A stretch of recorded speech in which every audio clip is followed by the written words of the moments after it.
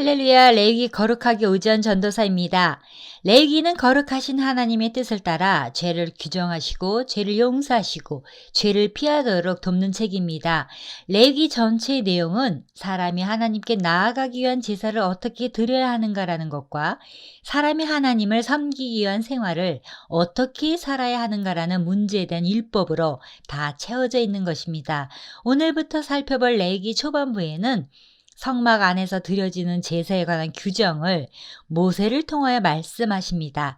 성막은 하나님의 거룩한 임재를 나타내는 곳이요 하나님을 예배하는 곳입니다.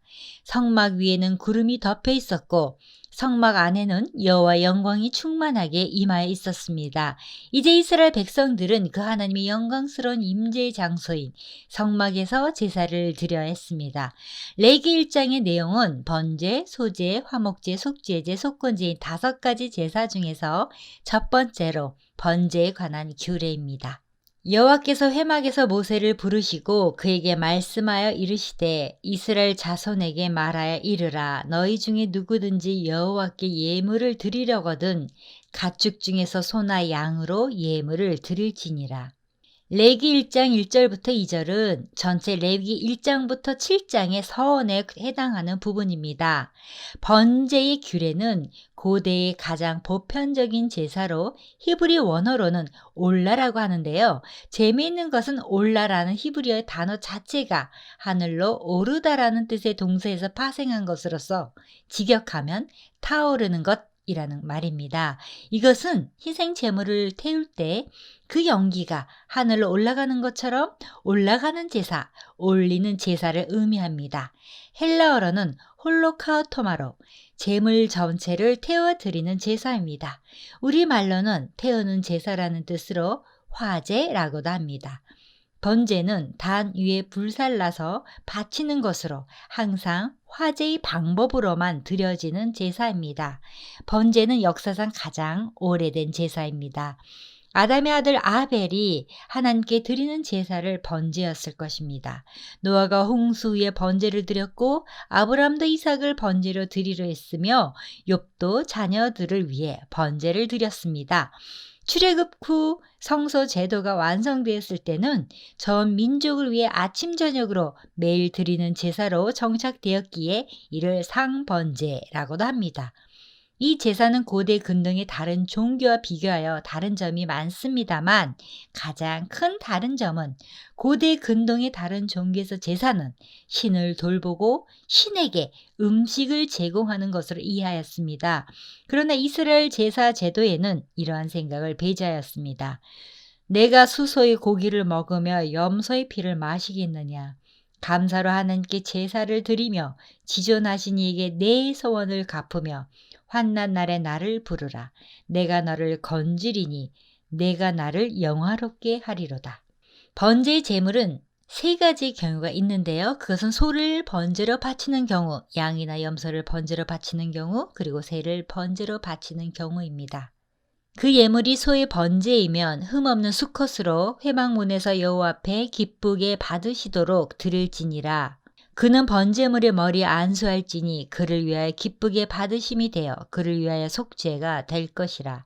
그는 여호와 앞에서 그 수송아지를 잡을 것이요 아론의 자손 제사장들은 그 피를 가져다가 회막문 앞 제단 사방에 뿌릴 것이며 그는 또 그 번제물의 가죽을 벗기고 각을 뜰 것이요 제사장 아론의 자손들은 제단 위에 불을 붙이고 불 위에 나무를 벌려놓고 아론의 자손 제사장들은 그 뜬 각과 머리와 기름을 제단 위에 불 위에 있는 나무에 버려 놓을 것이며 그 내장과 정강이를 물로 씻을 것이요 제사장은 그 전부를 제단 위에서 불살라 번제를 드릴지니 이는 화제라 여호와께 향기로운 냄새니라. 소의 번제일 경우 흠없는 수컷으로 예배자는 자신의 제물을 회막문 앞으로 가지고 성막의 뜰 안으로 들어가서 제사장 앞에서 그 짐승의 머리에 안수해야 했습니다. 안수란 올려놓다라는 뜻으로 제물을 바치는 사람의 죄를 송아지나 양에게 올려놓는 것을 의미합니다. 그래서 송아지나 양이 그 사람의 죄를 대신해서 죽는 것입니다. 예배자는 이렇게 함으로써 죽게 될 동물이 바로 자신을 대신하여 죽는다는 것을 인식했습니다. 4절에 그를 위하여 속죄가 될 것이라는 말씀은 죄가 없어지는 것이 아니라 죄나 허물이 가려져 죄가 없는 것처럼 인정받는다는 것을 의미합니다. 죄는 여전히 있지만 죄가 없는 것처럼 인정받으실 것이라는 말씀입니다. 이것이 기독교의 진리입니다. 그리고 예배자는 동물을 직접 죽여야 했습니다. 자신이 죽어야 할 것을 대신 제물이 죽는 것을 보면서 속죄의 은총을 대신하여 감사해야 했습니다. 물론 점차 이 의식은 제사장이 동물을 죽이는 것으로 후대에 변화되었지만요. 이런 죽임을 통해서 이 동물들에게 흘려지는 피는 바로 자신의 피여야 했고 생명을 잃고 죽는 그 동물은 바로 자신이어야 했다는 것을 예배자는 감정적으로 제사를 통해 경험할 수 있었습니다. 아론의 자손 제사장들은 그 피를 받아다가 회막문 앞 사면에 뿌리고 새는 피를 제단 옆으로 흘리는 것이 허용되었습니다. 또 예배자는 번제 희생인 수송아지의 가죽을 벗기고 각을 떠했습니다. 가죽을 벗기는 일은 쉽지 않을 것입니다. 그리고 아론의 자손 제사장들은 뜬 각과 머리와 기름을 제단 위 불에 있는 나무에 버려놓았으며 그리고 내장과 정광이는 물로 씻은 다음에 올려놓았습니다. 그리고 제사장은 그 전부를 불에 태워 그 향기로 여호와를 기쁘시게 하는 것이 번제입니다. 예배자는 제물만 가져오면 끝나는 것이 아니었습니다. 구경꾼에 머물지 않았고 직접 안수하고 직접 제물을 잡아야 했습니다. 제사장은 돕는 역할이지 주도하는 것이 아닙니다. 오늘날 하나님께 드리는 예배도 마찬가지입니다. 예배자는 하나님 앞에 진실로 서야 합니다. 관객으로 남아서는 안 됩니다. 양이나 염소를 가지고 제사를 드리는 사람도 똑같은 과정을 거쳐서 전부 불살라서 번제를 삼도록 하였고 산비둘기나 집비둘기 새끼로 제사하는 자는 머리를 비틀어 끊고 피는 단 곁에 흘리고 나머지는 번제단에 살라서 화제로 드리도록 하였습니다. 번제 세 번째는 산비둘기나 집비둘기 새끼로 예물을 삼는 경우로 극빈자들이 드리는 방법입니다. 마리아와 요셉은 정결 예식의 날에 아기 예수를 데리고 예루살렘 성전에 올라갈 때 산비둘기 한 쌍이나 어린 집비둘기 둘을 가지고 제물로 바쳤습니다. 요셉과 마리아가 산비둘기를 제물로 바친 것을 보면 가난했다는 것을 알 수 있습니다. 제사장은 희생 제물을 회막의 제단으로 가져다가 그 머리를 비틀어 끊고 단 위에 불사르고 피는 단 곁에 흘립니다. 그리고 멱통과 그 더러운 것은 제하여 단 동편 재버린 곳에 던지고 날개자리에서 그 몸을 찢는데 아주 많이 찢지 말고 제사장이 그것을 단 위 불 위에 나무 위에 살라 이것도 화제로서 여호와께 향기로운 냄새가 됩니다. 가난한 사람이 드리는 새 번제라고 해서 조금이라도 소홀히 다뤄진 것도 결코 아니었습니다. 오히려 이 새 번제의 경우에만 모든 과정을 처음부터 끝까지 제사장이 직접 다 처리하게 되어 있었던 것입니다. 17절 말씀에 보시면 이는 화제라 여호와께 향기로운 냄새니라고 말씀하십니다. 이 표현은 소를 드릴 때나 양이나 염소를 드릴 때와 같게 말씀하신 표현입니다. 무슨 말씀입니까? 하나님은 소나 양이나 비둘기를 모두 동등하게 기뻐 받으신다는 말씀입니다. 결코 재물에 많고 적음이 있지 아니하고 그것이 온전히 바쳐졌느냐 아니냐에만 달려있음을 보여주고 있는 것입니다. 그러므로 2절에 너희 중에 누구든지 여호와께 예물을 드리려거든 이란 말씀처럼 이것은 누구든지 자신의 형편과 처지에 맞추어서 하나님께 나아갈 수 있다는 하나님의 은혜입니다. 이것은 형편이 어렵고 가난한 자들을 긍휼히 여기시는 하나님께서는 소유가 넉넉한 자들만의 하나님이 아니라 가난하고 형편이 어려운 자들의 하나님도 되십니다. 거기서 끝이 아닙니다. 하나님의 그 긍휼하심은 정말 세밀하시고 세심하신 긍휼하심입니다.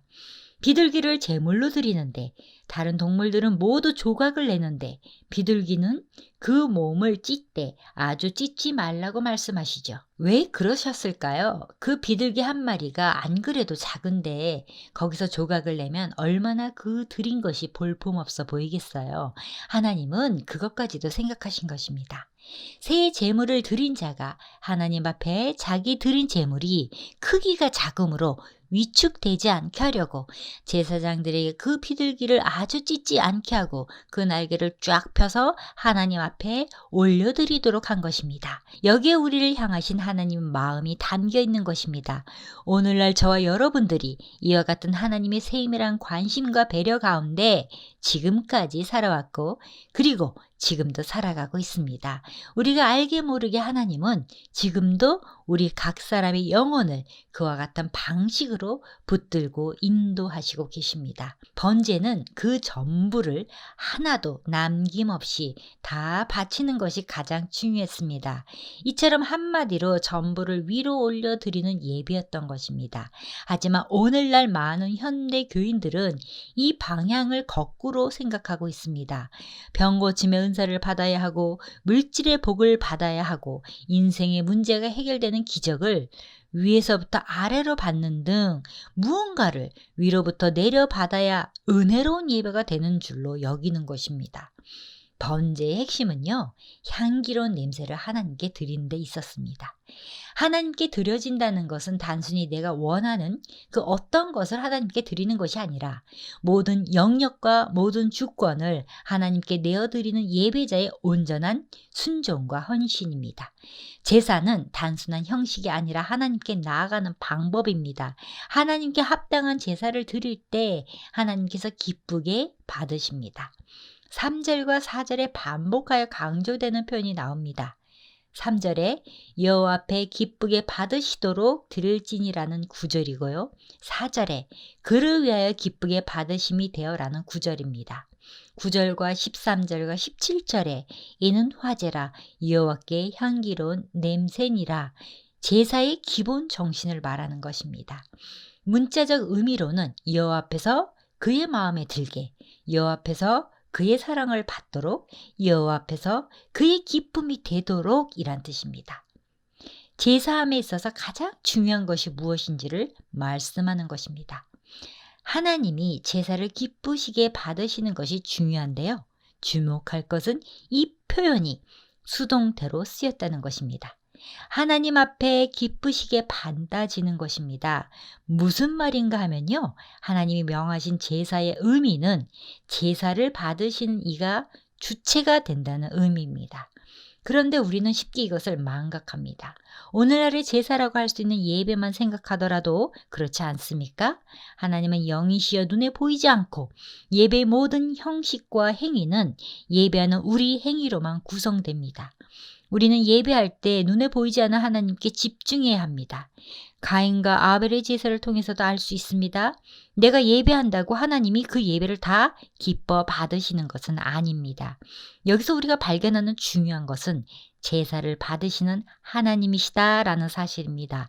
이것을 우리 신앙에 가져와서 적용하면요. 예배의 방법론이나 시스템보다 본질을 놓쳐서는 안 된다는 것입니다. 예수님 시대의 서기관과 바리새인들이 그랬던 것처럼 내가 하나님을 잘 안다고 착각할 수 있습니다. 그런데 성경 십독하면 하나님을 잘 아는 것인가요? 좋은 신학교를 졸업하면 그 사람의 신앙은 좋은 것인가요? 그럴 수도 있지만 그렇지 않을 수도 있다는 것입니다. 어떤 분들은 성경 통독하고 나면 성취감을 느끼곤 하는데요. 본질에서는 하나님을 더 깊이 아는 것이 우리 신앙생활, 신앙활동의 목표라는 것을 잊어서는 안 됩니다. 정작 하나님은 놓치고 예배의 시스템 안에 머물러 있기만 한 것은 이사야 선지자가 지적했듯이 성전 마당만 밟고 돌아가는 것과 같은 것입니다. 여호와께서 말씀하시되 너의 무수한 재물이 내게 무엇이 유익하뇨? 나는 숫 양의 번제와 살진 짐승의 기름에 배불렀고 나는 수송아지나 어린 양이나 숫 염소의 피를 기뻐하지 아니하노라. 너희가 내 앞에 보이러 오니 이것을 누가 너희에게 요구하였느냐? 내 마당만 밟을 뿐이니라. 마무리합니다. 구약에 나오는 여러 가지 제사는 오늘날 우리가 드리는 예배의 뿌리가 됩니다.